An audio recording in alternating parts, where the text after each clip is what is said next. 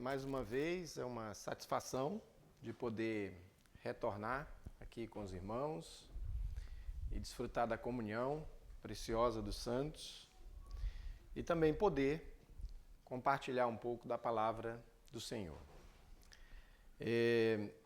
Diferentemente das outras vezes que aqui eu vim ensinar, né, como presbítero, em que normalmente eu escolhia um texto e falava pela manhã e à noite em cima desse texto. Hoje nós vamos fazer um pouquinho diferente.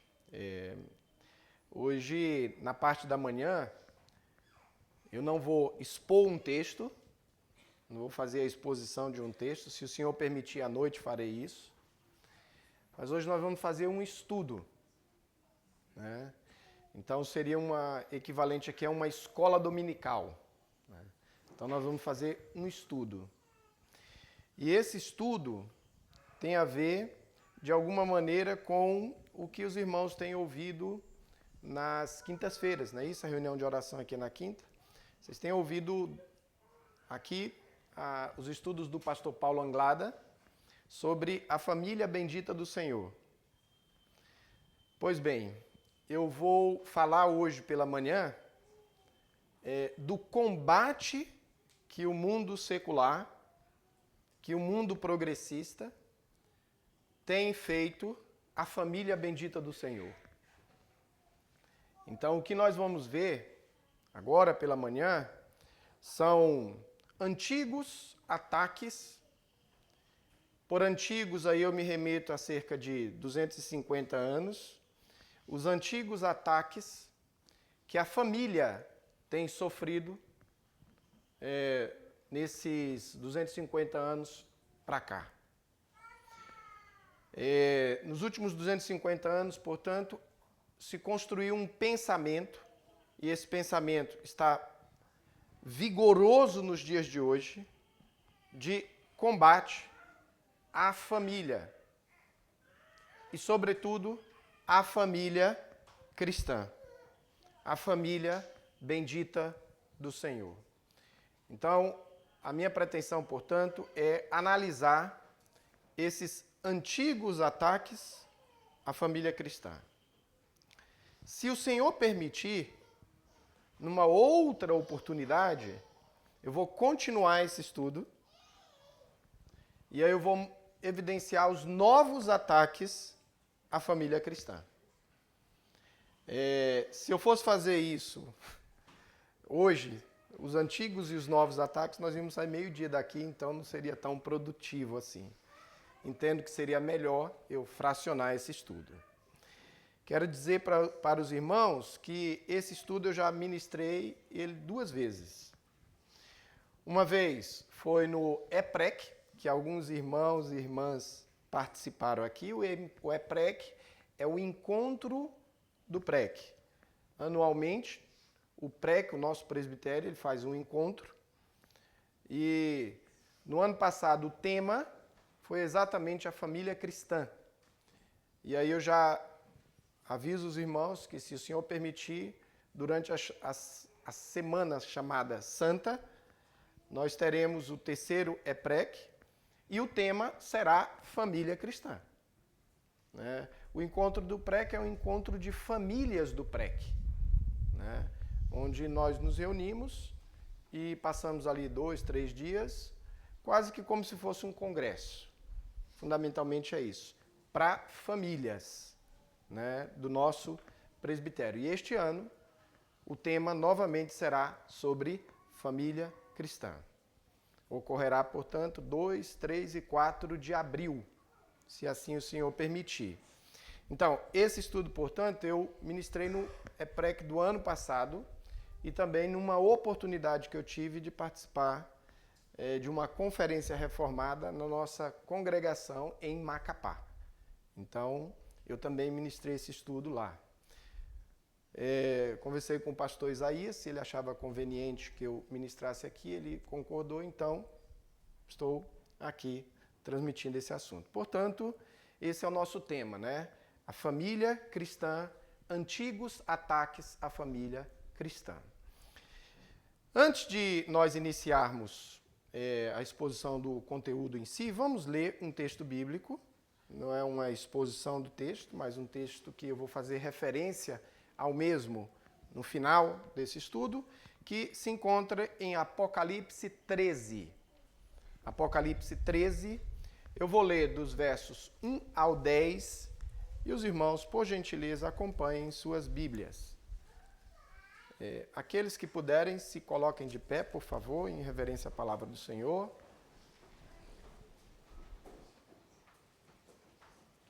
Apocalipse 13, do 1 ao 10. Diz assim a palavra do Senhor. Vi emergir do mar uma besta que tinha 10 chifres e 7 cabeças, e sobre os chifres 10 diademas, e sobre as cabeças nomes de blasfêmia. A besta que vi era semelhante a leopardo, com pés de urso e boca como de leão. E deu-lhe o dragão o seu poder, o seu trono e grande autoridade. Então vi uma de suas cabeças como golpeada de morte, mas essa ferida mortal foi curada. E toda a terra se maravilhou seguindo a besta. E adoraram o dragão, porque deu autoridade à besta. Também adoraram a besta, dizendo: quem é semelhante à besta? Quem pode pelejar contra ela? Foi-lhe dada uma boca que proferia arrogâncias e blasfêmias, e autoridade para agir 42 meses.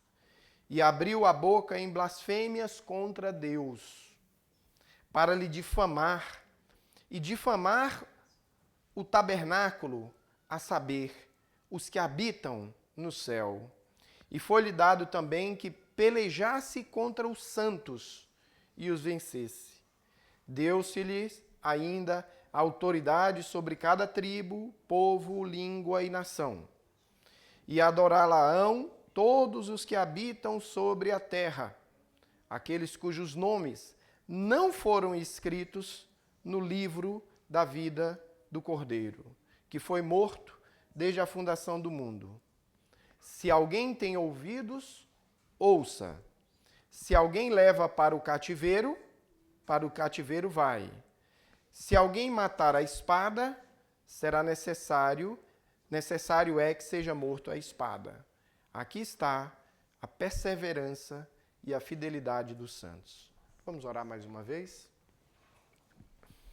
Senhor nosso Deus, nós louvamos o Teu nome, engrandecemos a Tua pessoa, porque Tu és grande, a Tua palavra neste mesmo livro, em Apocalipse 4, apresenta o Senhor como aquele que reina soberanamente do Seu trono às nações. E nós louvamos o Senhor por ser esse Deus que reina e que governa soberanamente todas as coisas. Pai querido, que o Senhor possa nos abençoar, continuar nos abençoando nesta manhã, quando estaremos considerando sobre esse assunto, Senhor, que entendemos ser relevante para o Teu povo nesses nossos tempos. Que o Senhor possa me dar as condições necessárias e que o que eu venha a falar aqui deste púlpito seja tão somente, Senhor, para glorificar o Senhor, para instruir e edificar o Teu povo. Te peço, ó Pai, que Tu possas cativar as nossas mentes para que aprendamos de Ti o que o Senhor tem a nos ensinar. Em nome de Jesus, amém. Os irmãos podem sentar.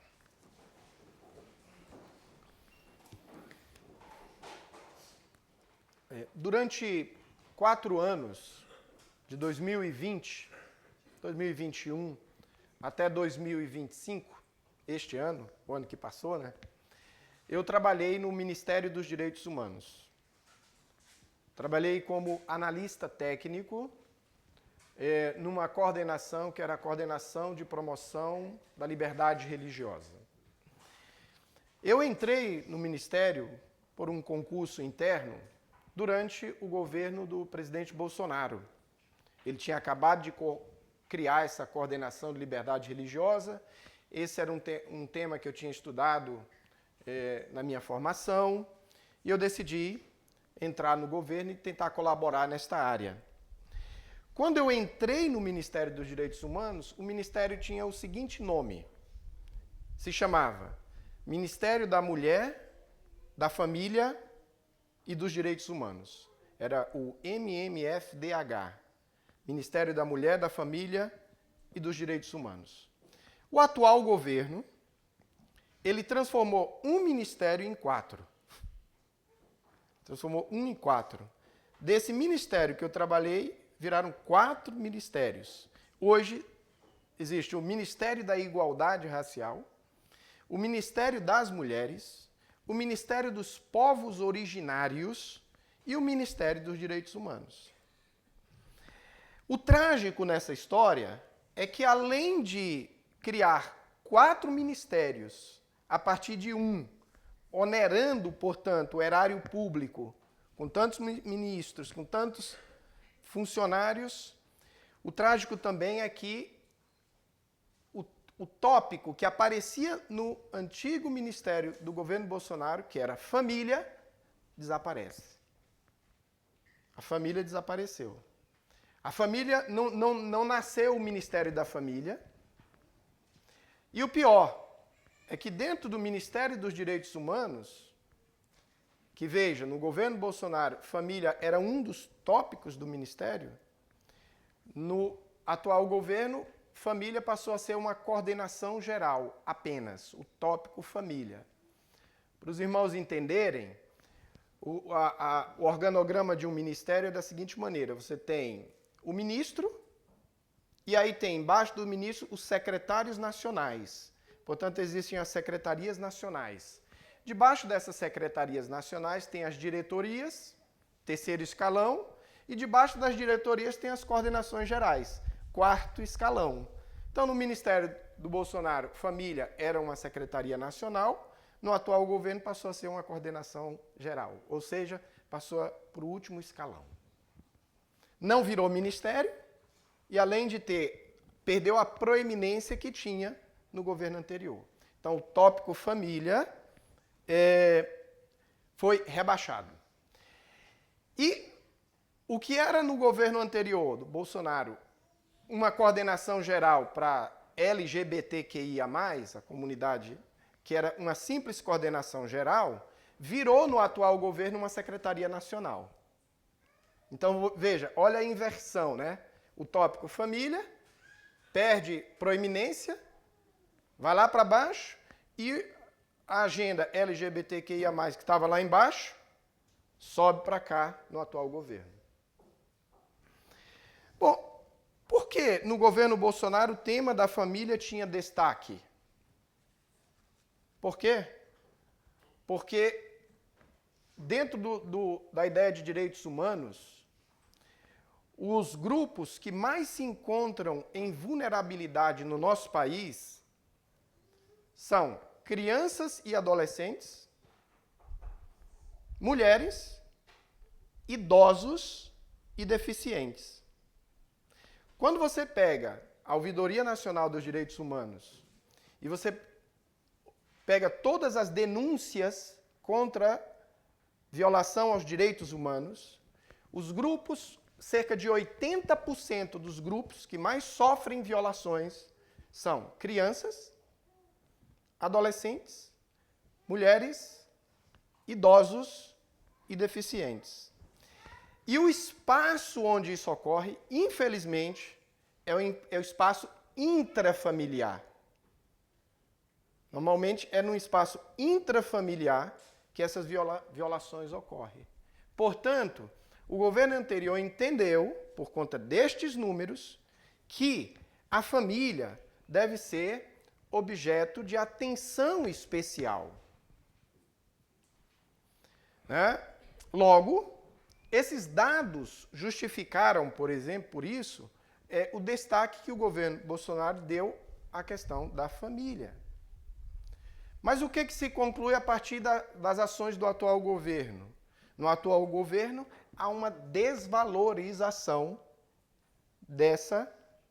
desse tópico. E qual a razão disso? Por que houve essa desvalorização? Por que será que esses problemas de violações aos direitos humanos nas relações intrafamiliares, desapareceu do governo atual? Simplesmente porque família, tal qual nós somos ensinados, a família bendita do Senhor, ou a família dita cristã, ou a família dita tradicional, não é preocupação do atual governo. Não se constitui uma preocupação do atual governo. E por que não é? Esse estudo procura evidenciar por que isso não é. Então, eu espero, como professor, né, o professor ele estabelece assim, qual o objetivo que eu quero alcançar, né? Então, eu espero que ao final dessa aula de escola dominical, os irmãos entendam por que há uma verdadeira guerra contra a família tradicional, contra a família nos moldes bíblicos. Bom, portanto, o conteúdo da nossa aula, ele visa mostrar que nesses últimos 250 anos, tem sido construída uma ideologia profundamente contrária aos valores cristãos no que diz respeito à família. Desde então, existe uma corrente ideológica que combate e até mesmo tenta suprimir a família e, sobretudo, a família cristã. Essa corrente tem as suas origens mais remotas no século XVIII, durante o chamado Iluminismo, mas ela se intensifica no século XIX. Então, o combate à noção de família tradicional nos moldes da família cristã é um combate antigo. E hoje nós abordaremos, portanto, esses ataques antigos à família, sobretudo à família cristã.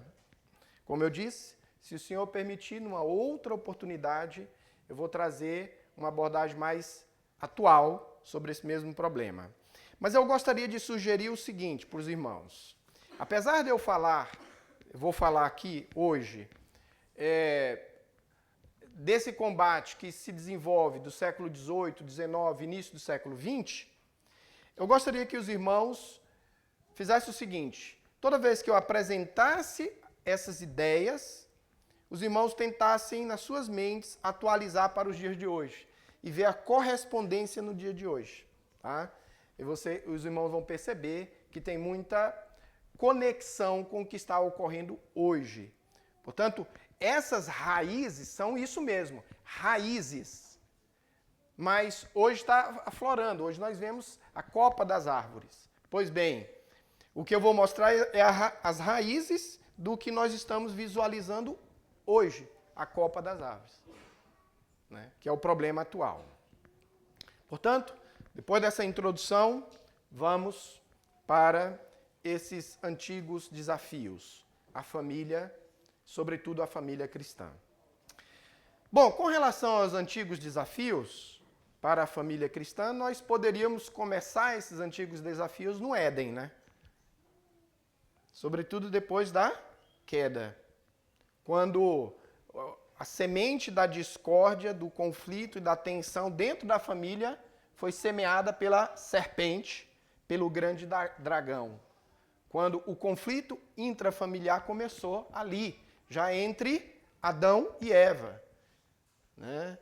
Já no momento em que Adão culpabiliza Eva pelo seu pecado, já gerando ali uma discórdia, um conflito desde o Éden.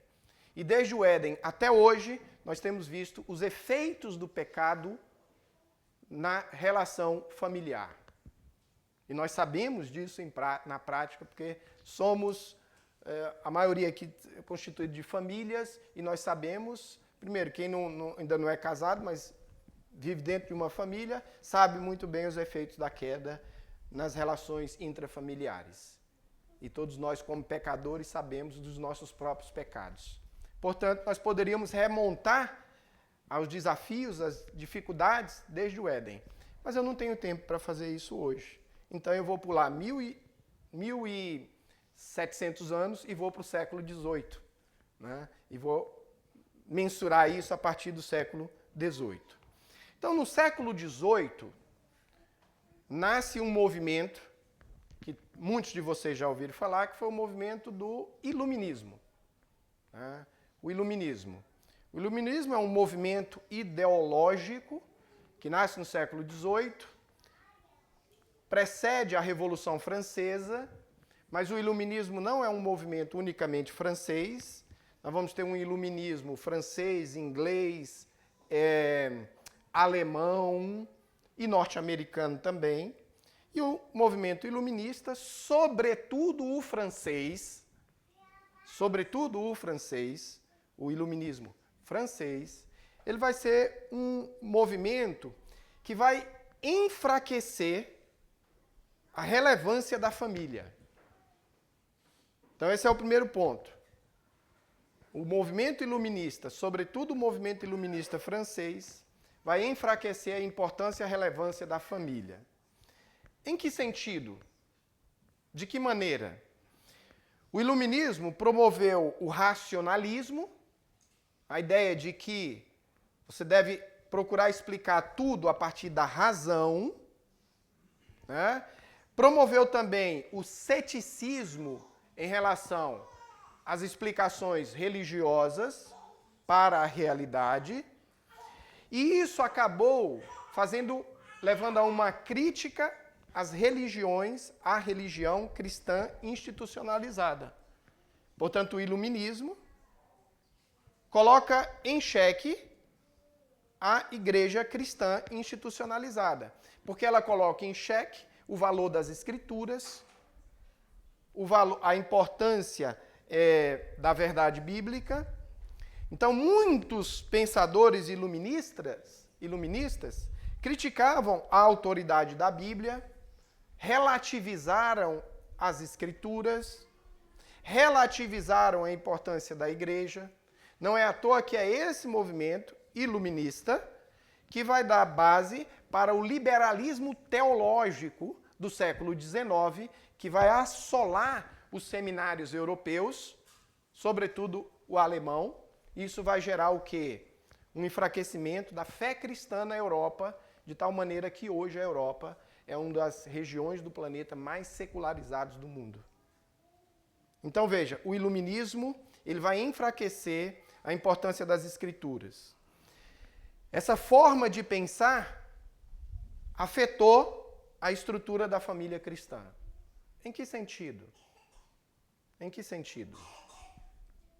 Ao minar a crença nos fundamentos bíblicos, todas as áreas da vida são afetadas e relativizadas. Se as escrituras não são mais a regra de fé e prática, o que substituirá como regra de prática? O relativismo, o ceticismo, o racionalismo. Então, se enfraqueceu, portanto, o valor das escrituras como regra de fé e prática. Tem um historiador inglês, não cristão, que ele escreveu um livro chamado A Bíblia e a Revolução Inglesa. A Bíblia e a Revolução Inglesa. Ele estava estudando a Revolução Inglesa, né, do século XVII, e ele escreveu um livro só sobre a Bíblia. O primeiro capítulo do livro é Uma Cultura Bíblica. Portanto, até o século XVII, de um modo geral, na Inglaterra, mas também em boa parte da Europa, até o século XVII, havia uma cultura bíblica. O século XVIII, com o iluminismo, essa cultura bíblica vai ser solapada.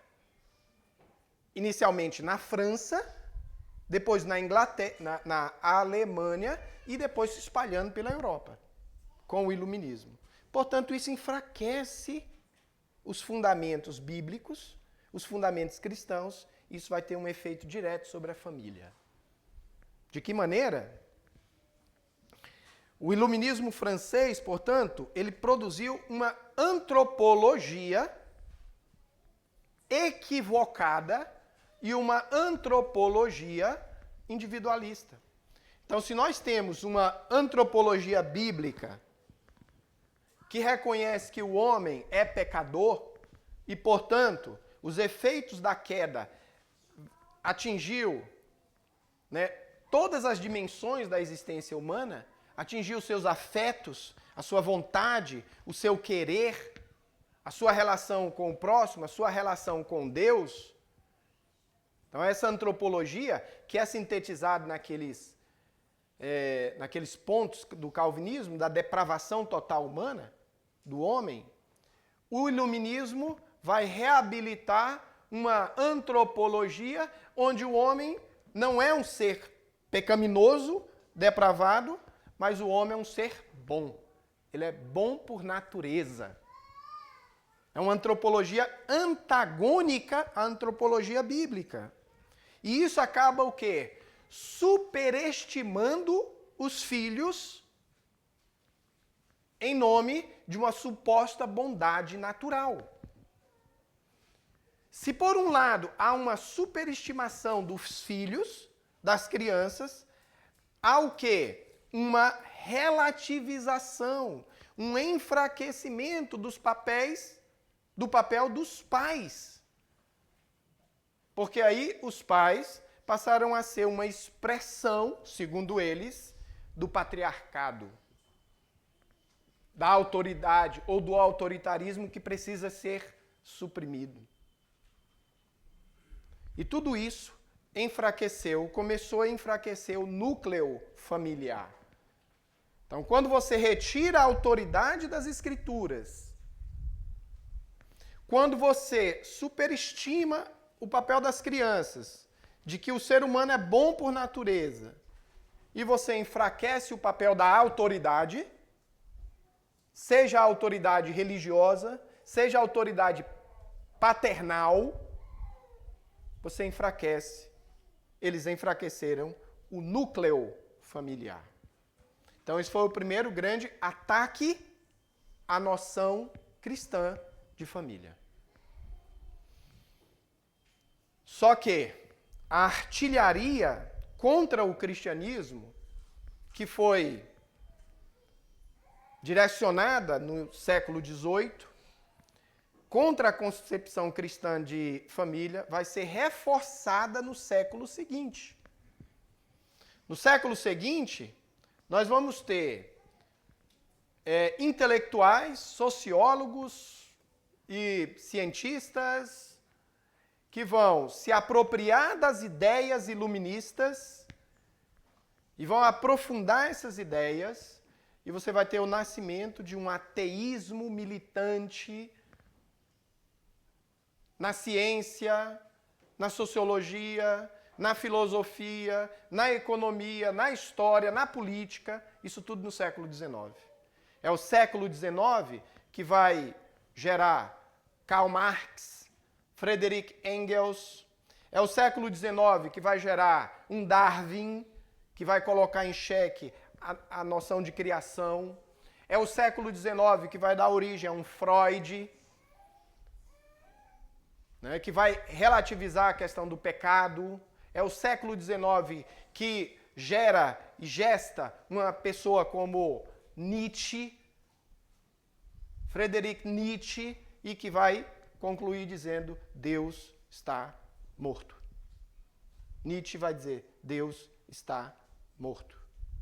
O marxismo, o pensamento de Freud, o darwinismo e o niilismo de Nietzsche, todas essas filosofias e ideologias profundamente ateias vão utilizar a sua artilharia contra a família cristã. Contra a dita família tradicional. como eles usavam a expressão. Então, eu vou me concentrar basicamente nos marxistas. Então, o que eu vou apresentar aqui é o pensamento marxista, que é um fundamento ideológico de muitas práticas hoje, o pensamento marxista e o combate do marxismo à família cristã. E eu vou fazer isso a partir de 3 obras. 3 obras. O primeiro livro é O Manifesto do Partido Comunista.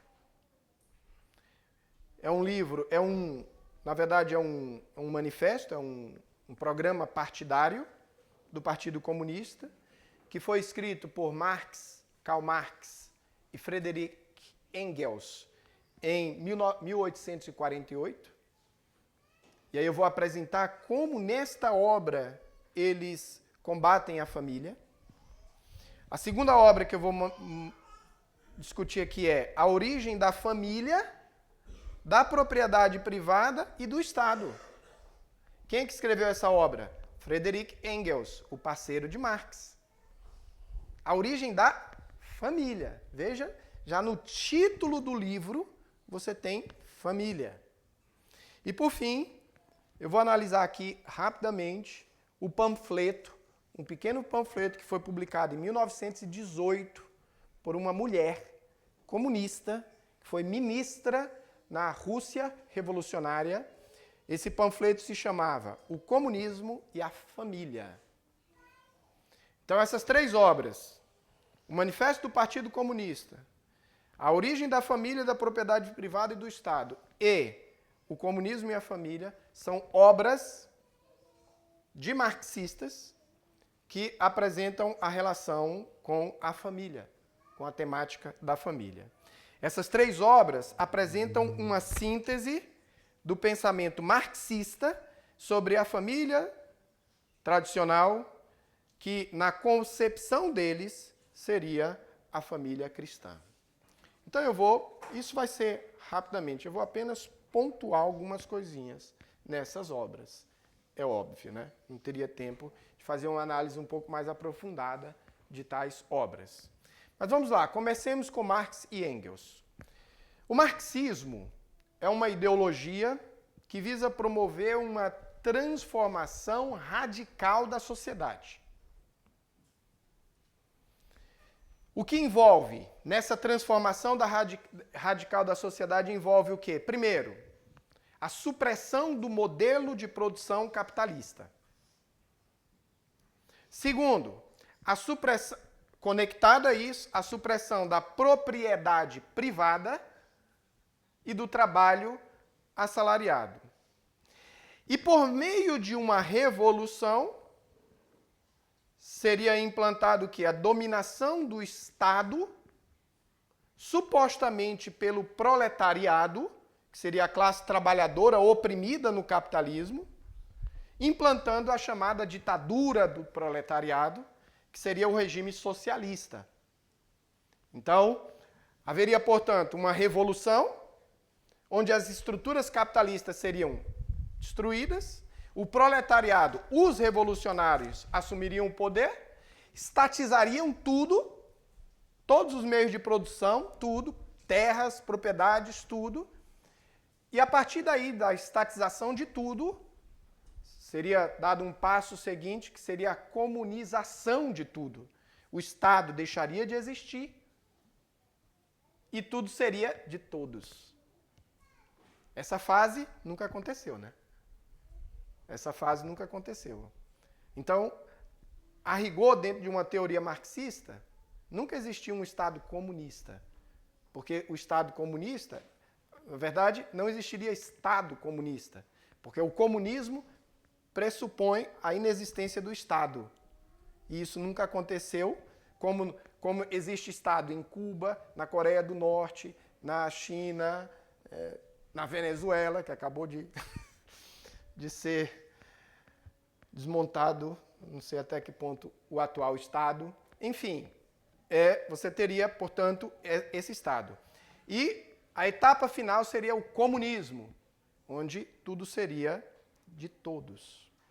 Bom, no transcorrer desse processo revolucionário que eu acabei de apresentar, deveria ocorrer também uma coisa.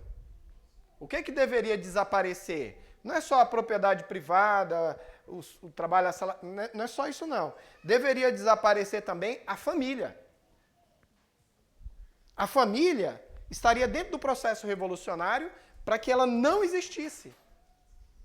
Então, no comunismo, não existiria família. O que seria, portanto, essa chamada família tradicional, ela deveria desaparecer. E o que seria, na concepção deles, a família tradicional? É uma família patriarcal, modelo em que o homem era o líder, a mulher submissa ao marido e os filhos obedientes aos pais. Então, esse tipo de família deveria desaparecer. A família monogâmica deveria desaparecer. E a família dita burguesa deveria desaparecer. Que era o modelo de família que expressa a visão de mundo, na concepção deles, da classe capitalista. Para eles, os marxistas, a família é um meio de manutenção da propriedade privada, porque a propriedade passa de pai para filho. Então, se você institui o comunismo, não pode ter esse mesmo sistema de reprodução de capital. Portanto, a família tem que desaparecer no regime comunista. Encontramos, portanto, embrionariamente, essas ideias que eu acabei de apresentar para vocês. Veja, eu estou expondo, né? Mas a partir de agora eu vou citar os textos. Eu vou citar os documentos. Por enquanto é só eu que estou falando. É uma narrativa, né? Pois vamos agora ver os textos, como é que nos textos marxistas isso aparece. Portanto, encontramos embrionariamente essa ideia da supressão da família na obra O Manifesto do Partido Comunista. Portanto, veja, hoje existem partidos comunistas em todo o mundo. O primeiro partido comunista foi o alemão, que Karl Marx e Friedrich Engels escreveram o seu manifesto, portanto, era um programa partidário, um programa para o Partido Comunista, para os partidos comunistas. Então, o que é dito sobre a família? Dentro da ideologia partidária do marxismo, como ficaria a família? Marx afirmava que não bastava lutar contra instituições políticas e sociais que oprimem o homem na vida pública. Para Marx, era necessário também combater as instituições privadas que oprimiam e sufocavam o indivíduo na sua vida privada.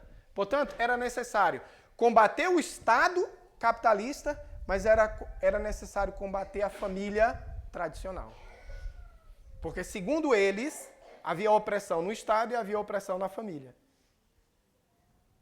Portanto, era necessário suprimir, acabar com a família burguesa. Essa visão foi tida como extremamente radical, até mesmo por outros socialistas na época. No século XIX, nós vamos ter vários modelos de socialismo. Inclusive, havia até um socialismo dito cristão. Enfim, mas os outros socialismos, não o marxismo, achavam que essa postura marxista de supressão da família era radical. Como é que isso aparece no Manifesto do Partido Comunista? Vou ler. Vou ler um trechinho. Olha o que Marx escreveu. Supressão da família. Até os mais radicais se indignam com este propósito infame dos comunistas. Veja, ele está sendo irônico, né? Ele é comunista. Ele está retratando a crítica que ele sofreu, Karl Marx. Sobre o que assenta a família atual, a família burguesa, Marx escrevendo, sobre o capital, sobre o proveito privado, completamente desenvolvida, ela só existe para a burguesia. E aí ele conclui, a família dos burgueses elimina-se naturalmente. Está lá no programa do partido marxista. A supressão da família envolvia a supressão do poder dos pais sobre os filhos. E o que é dito no Manifesto do Partido Comunista? Vou ler de novo o Manifesto do Partido Comunista. Censurai-nos porque queremos suprimir a exploração das crianças pelos pais? Marx pergunta. E aí ele responde: confessamos esse crime. Mas dizeis vós, nós suprimimos as relações mais íntimas, ao pormos no lugar da educação doméstica a social. Os comunistas não inventam o efeito da sociedade sobre a educação, apenas transformam o seu caráter. Arrancam a educação da influência da classe dominante. Então, aqui no Manifesto do Partido Comunista, o que nós já temos? Primeiro, o combate à família, supressão da família, e segundo, a ideia de que a educação dos filhos não deve ser uma educação doméstica, deve ser uma educação social. Essa ideia vai se aprofundar mais adiante. Portanto, no Manifesto do Partido Comunista, encontramos duas ideias embrionárias: a supressão da chamada família burguesa e a defesa da educação social em detrimento da educação dos pais. Será que isso tem alguma ressonância na atualidade? É esse exercício que eu quero que vocês façam. O tempo todo tentem atualizar isso. Pode ser que não esteja nos nossos dias tão claramente como foi esboçado aqui.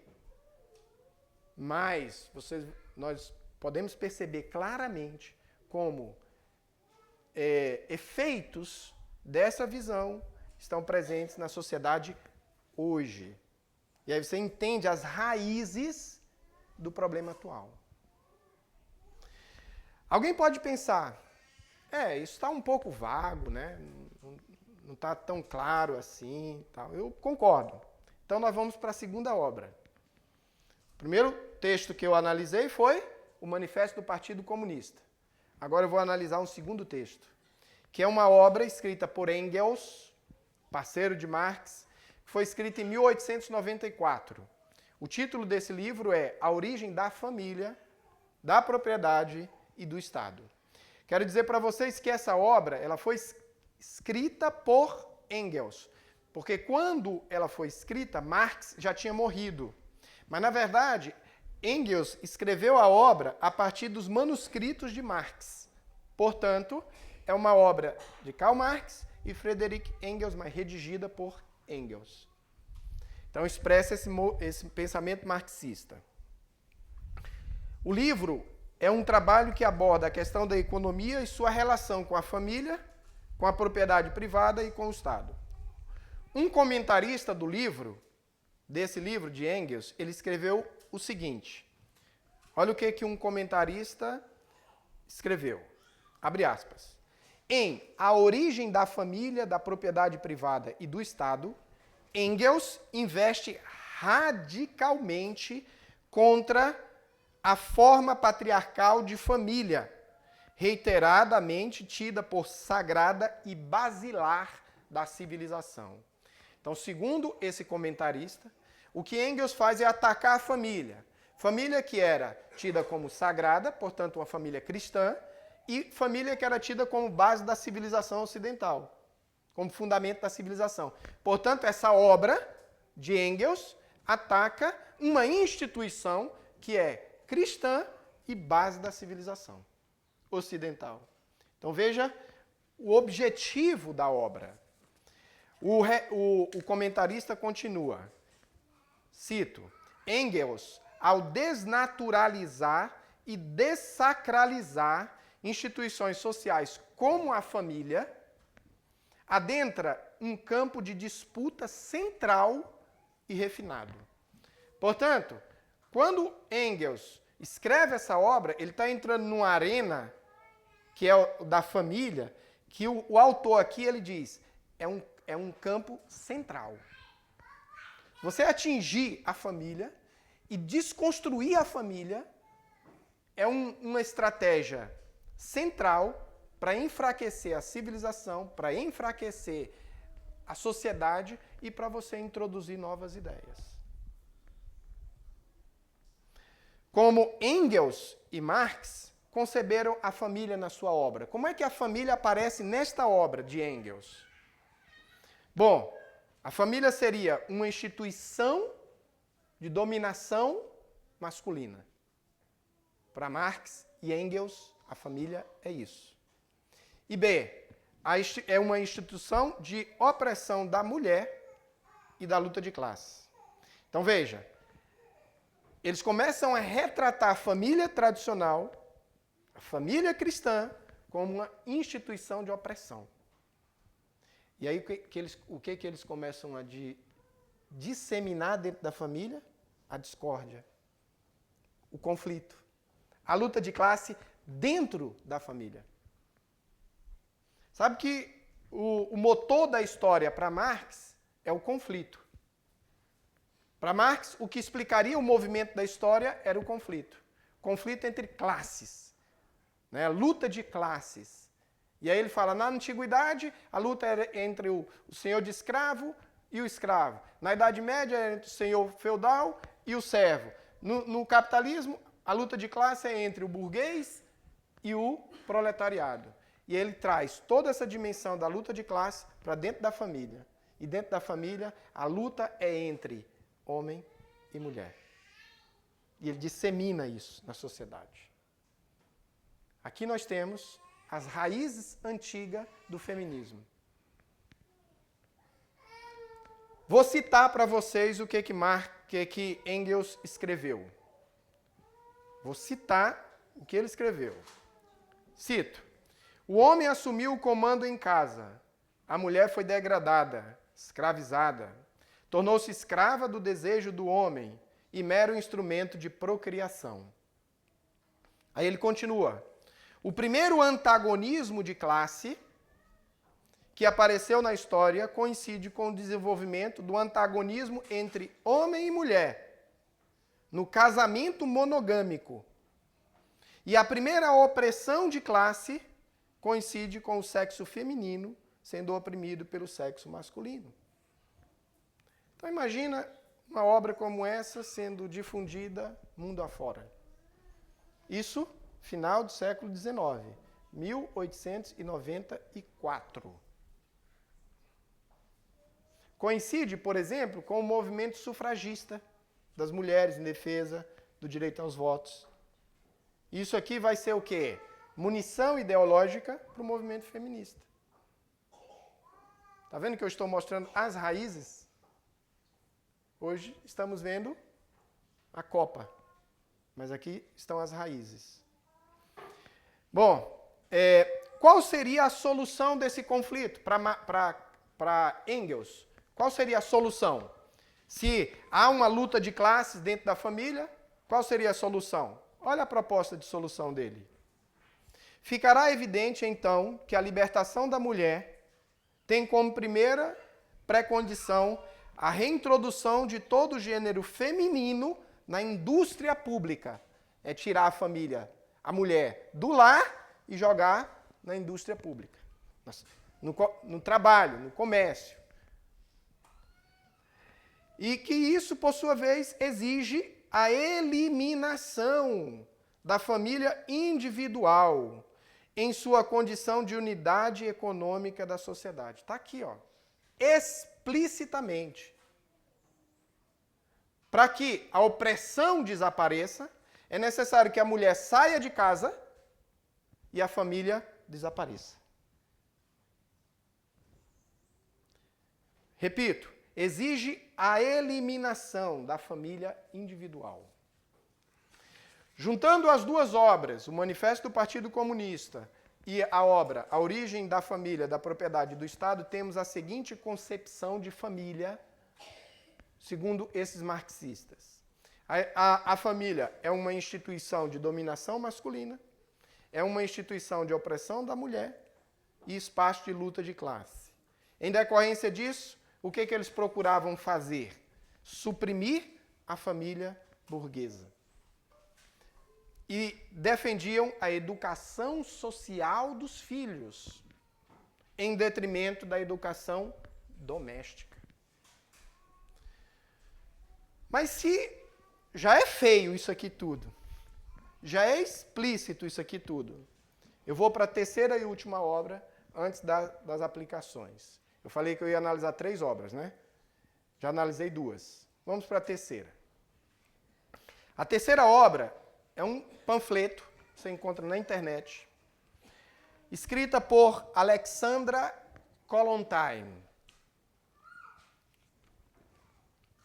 Alexandra Kollontai, ela escreveu em 1918 um panfleto chamado O Comunismo e a Família. Quem era Alexandra Kollontai?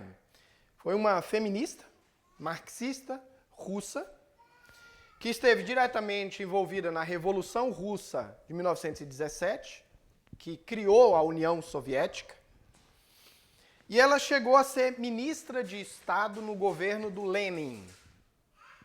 O Lenin foi o primeiro governo da União Soviética. Ele que criou a União Soviética depois do Lenin. Ele governou de 1917 a 1924. Em 1924 ele morre e assume Stalin. E Stalin vai governar de 1924 a 1953. E aí é criada a União Soviética. Portanto, ela foi uma ministra de Estado. A Alexandra Kollontai, ela tornou o aborto legal na Rússia. Foi o primeiro estado do mundo que criou um aborto legalizado. Foi na União, na Rússia, e a ministra que autorizou isso aí foi Alexandra Kollontai. Muito bem. Essa estudiosa aqui, essa ministra, em 1918, no calor da Revolução Russa, ela escreve o livro O Comunismo e a Família. Não o livro, é um panfleto de 20 páginas. Pode baixar e ler na internet. Esse panfleto. Seu argumento principal era que o socialismo libertaria as mulheres da dependência econômica do casamento e transformaria as relações dentro do casamento. Ela começa a sua obra fazendo uma pergunta, melhor, 2 perguntas. A primeira pergunta dela, logo no início da obra, é: se manterá a família em um Estado comunista? Pergunta dela, no Estado comunista haverá família? A resposta dela é sim. Parece que contradiz o que Marx e Engels tinham dito, né? Mas aí ela faz a segunda pergunta. Persistirá na mesma forma atual? Resposta, não. Portanto, a premissa dela era a seguinte: a família será mantida no comunismo. Entretanto, será radicalmente diferente da família tradicional. Portanto, da família cristã. Será radicalmente diferente. Portanto, ela fazia uma proposta radical de transformação da noção de família. O quão radical seria essa proposta? E aí eu vou citar Kollontai. Cito. Ela diz: há algo que não se pode negar. O fato de que há chegado a hora do velho tipo de família. Há chegado a hora do velho tipo de família. Ou seja, chegou a hora de colocar em xeque essa família. É isso que ela está dizendo. A família deixou de ser uma necessidade para o Estado como ocorria no passado. Sobre as ruínas da velha vida familiar, veremos ressurgir uma nova forma de família, que suporá relações completamente diferentes entre o homem e a mulher, baseados em uma união de afetos e camaradagem, em uma união de pessoas iguais na sociedade comunista. As duas livres, as duas independentes, as duas operárias. Não mais servidão doméstica para a mulher, não mais desigualdade no seio da família. Essa era a proposta dela. E ela procurou colocar em prática na União Soviética. pelo menos nos primeiros anos. Bom, eu vou desdobrar aqui o pensamento dela. Isso aqui é a síntese do pensamento dela, mas eu vou desdobrar aqui para vocês, os irmãos, entenderem qual era a perspectiva que ela tinha da família e do papel da mulher, do homem e da educação de filhos. Então, tudo aquilo que nos interessa, né? Mas nos interessa conhecer o pensamento reinante no mundo secular. Irmãos, irmãs, isso aqui, tudo que eu estou falando, parece ser muito radical, mas isso de forma diluída está aí na sociedade. Esses pensadores, eles tiveram êxito em muitas dessas propostas. E não no regime comunista, no próprio regime capitalista. As ideias foram introduzidas de tal maneira que eles conseguiram infiltrar essas ideias e elas estão presentes aí, agora. O que ela diz? Vamos lá. Quais foram as propostas de Kollontai? Primeiro, o Estado como provedor da mulher. Veja, o Estado como provedor da mulher. Isso significa emancipação da mulher e a supressão da dependência econômica ao marido. As mulheres não seriam mais economicamente dependentes dos maridos, pois teriam acesso ao trabalho e à independência financeira. Veja o que ela escreveu, a Kollontai. Olha o que ela escreveu. Algumas mulheres consideram o marido como provedor da família, como o único sustento da vida. Essas mulheres devem acostumar-se a buscar e a encontrar esse sustento em outro lugar. Mas em que lugar? Continua. Não na pessoa do homem, mas sim na pessoa da sociedade, do Estado. Pense, ela está aqui falando na Rússia socialista, comunistas. Então, o que ela está transferindo? O Estado passa a ser pai, mãe. E todos devem se subordinar ao quê? Ao Estado. Então, primeiro ponto, o Estado como provedor de tudo, inclusive da mulher. Segundo, o papel reduzido da família nuclear e a implantação do trabalho caseiro coletivo. Olha, a família tradicional perderia a sua centralidade, sendo substituída por relações sociais mais amplas e comunitárias. Olha o que ela escreveu. Cito, Alexandra Kollontai. Os trabalhos domésticos, em forma individual, começam a desaparecer dia a dia, vão sendo substituídos por trabalho caseiro coletivo. E chegará um dia, mais cedo ou mais tarde, ao ponto que a mulher trabalhadora não terá de ocupar-se do seu próprio lar. Continua. Não terá de reclamar a mulher operária, porque a sociedade comunista haverá acabado com o julgo doméstico da mulher para fazer sua vida mais alegre, mais rica, mais livre e mais completa. Ou seja, sair do lar e ir para a sociedade, ir trabalhar numa fábrica, virar uma operária, transformaria essa mulher em mais alegre, mais rica, mais livre e mais completa. Era essa a proposta deles. Mas será que, mutantes mutatis, mudando o que se deve mudar, será que as mulheres, muitas mulheres, não compraram essa ideia hoje? De que ela seria mais feliz se ela saísse de casa? De que ela seria mais feliz se ela fosse autônoma? De que ela seria mais feliz se ela não dependesse do marido? Mas se você pesquisar minimamente, você vai ver que a depressão no mundo é a principal doença do século. Entre as mulheres é mais. Há estudos que mostram o quanto, se uma mulher tivesse um marido, se uma mulher que está na sociedade aí, produzindo, trabalhando, tal, se ela encontrasse um marido provedor, que a amasse, que é o modelo bíblico, né? Ela deixaria e se casaria. E teria muito mais alegria em cuidar do seu lar e cuidar dos seus filhos. Então, a verdade é que isto aqui é contraintuitivo. Isso aqui não representa o real. Isso aqui é uma idealização daquilo que Deus não propôs para a mulher. Isso aqui vem de Satanás. Isso aqui vem da besta. E não vem de Deus.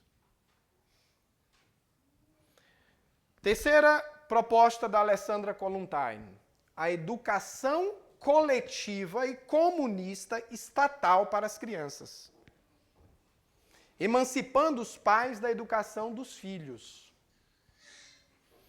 O Estado e a sociedade assumiriam grande parte da educação e do cuidado infantil através de creches, escolas e instituições públicas. Vou citar o que ela escreveu.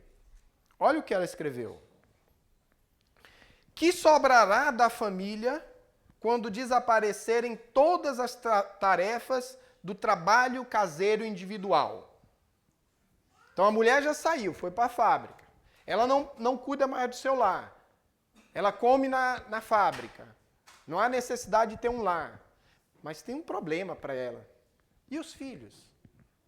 Aí ela coloca aqui: todavia teremos de lidar com o problema dos filhos. Olha como é que ela coloca. O problema dos filhos. E aí, como resolver isso? Ela tem a solução. Veja. Todavia teremos de lidar com o problema dos filhos. Porém, no que se refere a essa questão, o Estado dos trabalhadores acudirá em auxílio à família, substituindo-a gradualmente. A sociedade tomará conta de todas aquelas obrigações que antes recaíam sobre os pais. Mas não para por aí, olha o que ela escreve. O homem novo de nossa nova sociedade será moldado pelas organizações socialistas, jardins de infância, residências, creche para as crianças, etc. E muitas outras instituições desse tipo, nas que a criança passará a maior parte do dia e nas que educadores inteligentes o converterão em um comunista consciente. A pátria comunista alimentará, criará e educará o filho.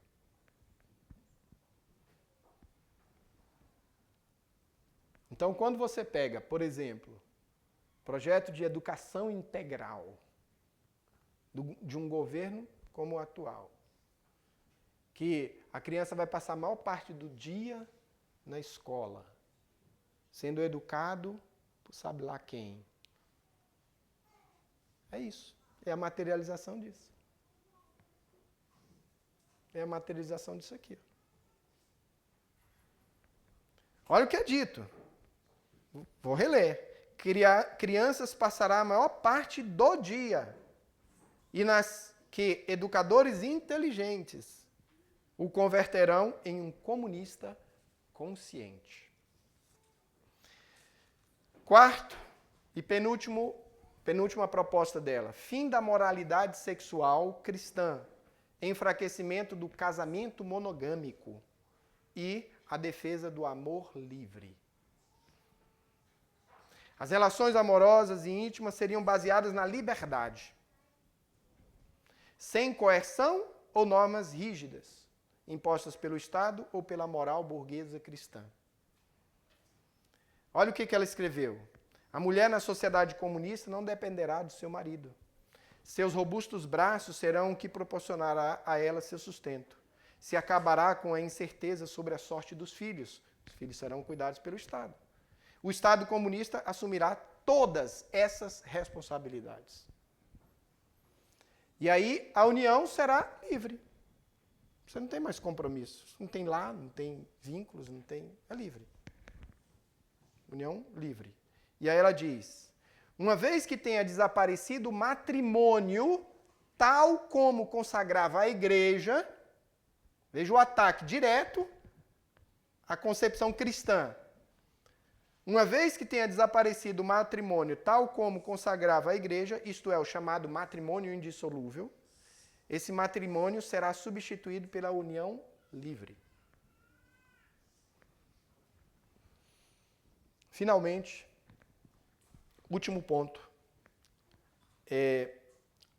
A sociedade comunista, para Kollontai, será o céu na terra, mas sem Deus. Eu sempre disse que o socialismo, o marxismo, é uma visão de mundo, é uma cosmovisão. E como toda cosmovisão, ela tem uma estrutura de que existe a criação, queda, redenção e consumação. Então, no marxismo, você tem essa mesma estrutura. Você tem a criação. Então, quando o mundo foi criado por um marxista, havia igualdade. Aí alguém criou a propriedade privada. Aí isso é a queda. Vem os males. E aí a redenção seria o quê? A revolução socialista e a implantação do comunismo. Do socialismo. E a consumação seria o quê? O comunismo. Então veja, é uma estrutura de pensamento similar ao cristianismo, por isso é concorrente do cristianismo e tem que destruir o cristianismo. Porque só destruindo o cristianismo é que o comunismo, o socialismo, o marxismo, ele vai conseguir ter mais espaço na sociedade. E o que Kollontai escreve? Olha o que ela escreve. A bandeira vermelha da revolução social que tremulará depois da Rússia em outros países do mundo proclama que não está longe o momento em que poderemos gozar do céu na terra, ao que a humanidade aspira desde há séculos. Veja, ela diz categoricamente: com o comunismo se poderá gozar do céu na terra. É uma proposta de redenção da humanidade. De redenção e de um céu, só que um céu sem Deus. Agora, em todos os cantos em que essa proposta de céu na terra foi efetivada, ela virou um inferno na terra. Sim, virou um inferno na terra. Coreia do Norte. Pense, dá um exemplo aqui. Alemanha durante a Guerra Fria dividida. Cuba hoje. Interessante, né? Quando ocorreu a divisão da Alemanha em Alemanha comunista e capitalista, foi criado o Muro de Berlim, né? A maioria dos alunos confundem. O Muro de Berlim não dividiu as duas Alemanhas. O Muro de Berlim não dividiu as duas Alemanhas. O Muro de Berlim dividiu Berlim. A cidade de Berlim foi cercada. E quem criou o Muro de Berlim? Não foram os capitalistas. Quem criou o Muro de Berlim foram os comunistas. E por que eles criaram o Muro de Berlim? Para os comunistas não irem para a área capitalista. Então o céu seria o comunismo, e aí o inferno o capitalismo, mas as pessoas estavam pulando do céu para o inferno. Faz sentido isso? Portanto, é um engodo, um engodo satânico. Esse discurso do igualitarismo, né? De que a mulher, o ser humano, a humanidade será mais feliz num regime onde todos serão iguais. Deus não nos criou assim. Deus deu dons diferentes para pessoas diferentes. E além de dar dons diferentes, Deus deu capacidade diferente e deu liberdade para que o homem multiplicasse esses dons. Então, a diferença vai acontecer. Basta ver a parábola dos talentos. Então, isso é um engodo satânico. Parece ser atrativo, interessante. Mas não gera o céu na terra, gera inferno na terra. Como vimos, Marx, Engels, Kollontai não pretendiam acabar com a família. O que desejavam era remodelar a família de tal maneira que, se possível fosse, acabariam com o nosso conceito de família. Por que digo se possível fosse? Porque eles não vão conseguir. Porque a família é uma instituição divina e ela vai perdurar até o retorno de Cristo. Ela vai perdurar. E aí eu queria ir para as aplicações. O que fazer? O crente, ele jamais pode renunciar à defesa da família cristã bíblica. Ele jamais pode abrir mão da família bendita do Senhor. Como vimos, a ideologia marxista, progressista, frequentemente ataca a família. Eles promovem ideias que enfraquecem os papéis tradicionais do pai, da mãe, e rebaixam a importância da autoridade paternal, do núcleo familiar. Ao atacar a família, eles desestabilizam a sociedade. O cristianismo, sobretudo o cristianismo bíblico reformado, enxerga a família como uma instituição criada por Deus. É no seio da família que os valores cristãos são repassados de pai para filho e que trazem tanto bem para a humanidade. Portanto, devemos reafirmar a importância do casamento bíblico, do casamento entre um homem e uma mulher, e da família como fundações, como a fundação para uma sociedade saudável, moralmente equilibrada. Devemos reafirmar a defesa da família bendita do Senhor. Porque o que Kollontai propunha era uma família maldita do Senhor. O que vocês estão aprendendo aqui, nas quintas-feiras, é um desenho de uma família bendita. E o que Kollontai propunha era uma família maldita. Porque Deus não aprova esse tipo de família.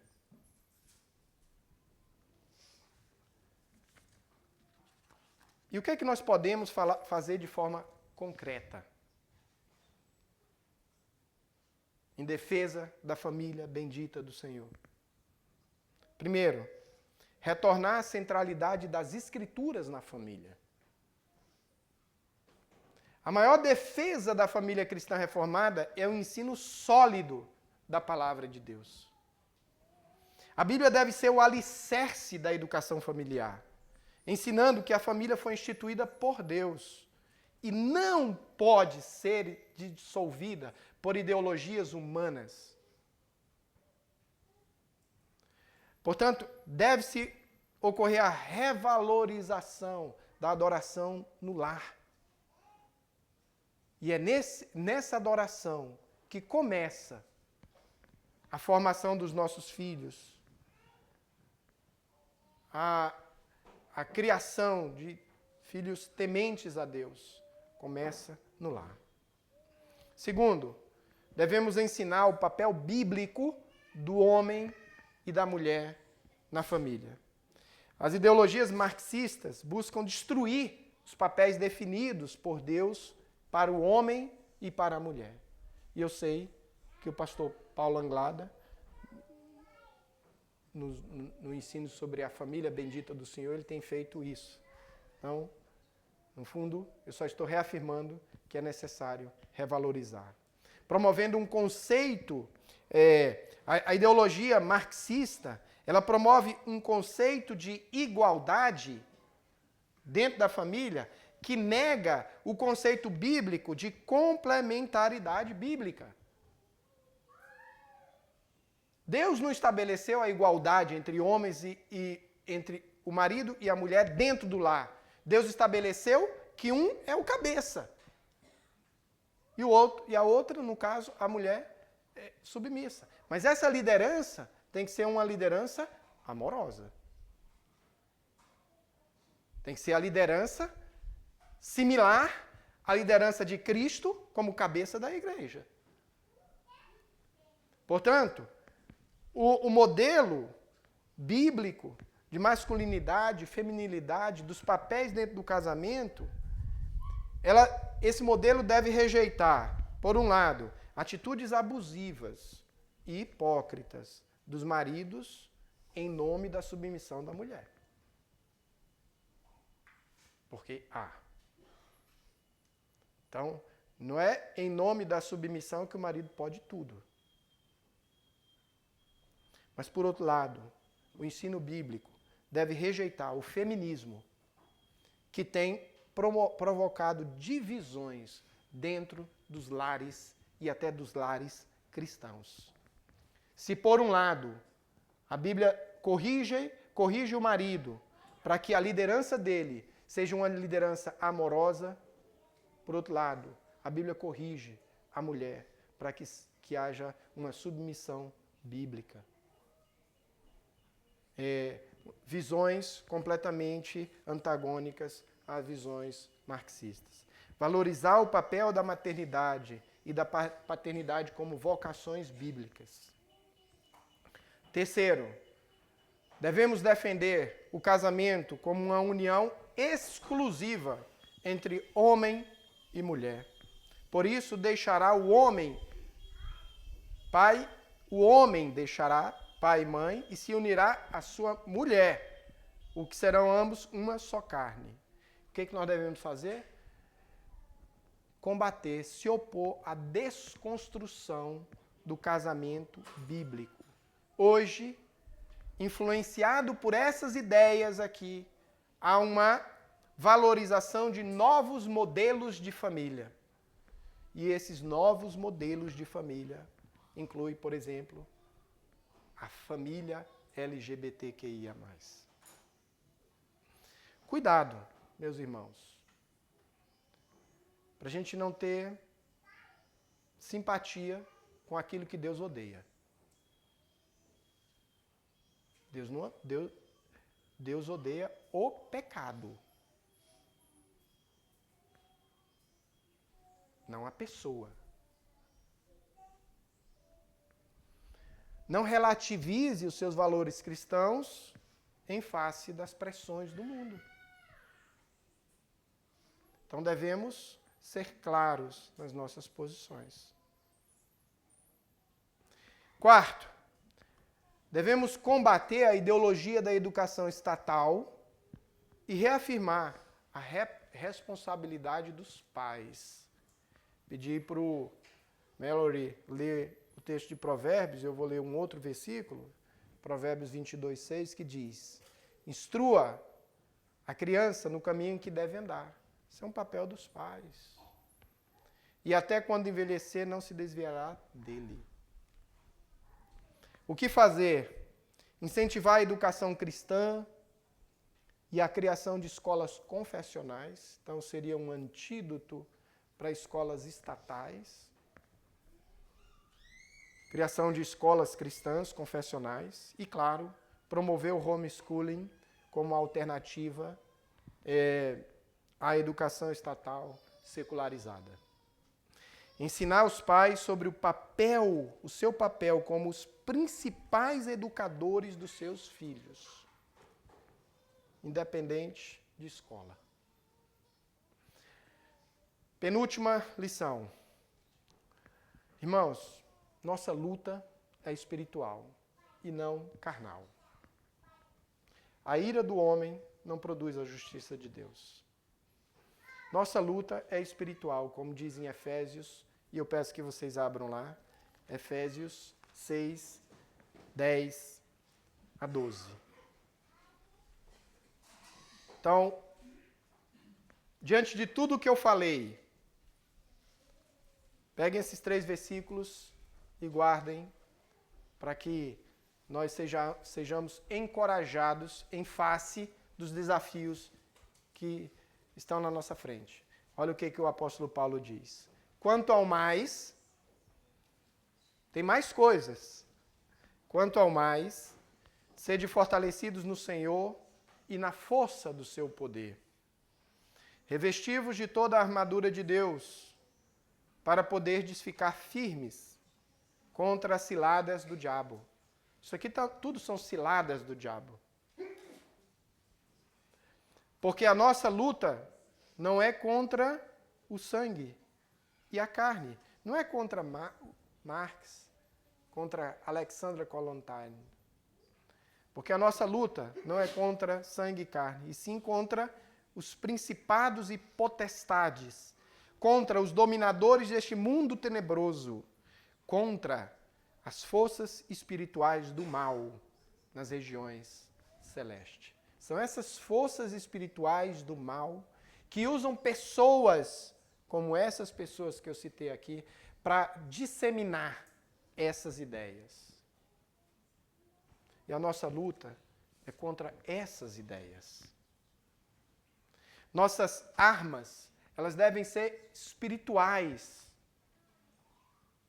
Oração, leitura da palavra, instrução, devocional, culto doméstico, valorização da igreja, valorização do culto público. Isso tudo é formativo, irmãos. Isso tudo é formativo. Isso tudo fortalece a nossa fé. E assim, fortalecidos no Senhor e na força do seu poder, nós podemos nos colocar contra essas forças espirituais do mal. Lutamos com bestas que emergem da terra. Li Apocalipse 13 e fala da besta que emerge da terra, assim como tem a besta que emerge do mar. Essa besta aí, os intérpretes, inclusive o pastor Paulo Anglada, diz que são governos ímpios, que são usados por Satanás para promover ideias ímpias. Então, nós lutamos contra essas bestas que emergem da terra, esses governos ímpios, que são agentes do dragão, que tentam exterminar a igreja. No entanto, nosso Deus é um rei vitorioso, que reina soberanamente, como encontramos em Apocalipse 4. Ele está sentado no seu trono. Tudo isso aqui está debaixo do seu poder. E por último, o reino de Deus avança. Cristo está edificando a sua igreja. E a igreja de Cristo ela é formada por famílias cristãs. E a verdadeira igreja, a igreja de Cristo, vai defender e vai promover esse tipo de visão de família. As portas do inferno não prevalecem em última instância. Podemos perder várias batalhas e temos perdido. A batalha contra o aborto, a batalha contra o casamento de pessoas do mesmo sexo. Tantas batalhas perdidas. Podemos perder várias batalhas, mas tenham consciência, a guerra já está ganha. O cordeiro já morreu. Ele já é vitorioso. É só uma questão de tempo. Então, fiquemos firmes. Só uma questão de tempo. Estamos numa guerra cultural, espiritual, e por isso não podemos baixar as nossas armas. Não é porque o Cordeiro já venceu que a batalha ainda está aí. Sabemos que a vitória é nossa, mas a batalha ainda está aí. Porque se deixarmos de batalhar, do ponto de vista humano, perderemos soldados. Mas é uma guerra que já tem o vencedor, Jesus Cristo. Meu irmão, acalme o seu coração com essa verdade. Cristo já venceu. Estamos apenas aguardando o retorno triunfal do nosso Rei vitorioso. Amém? Vamos orar.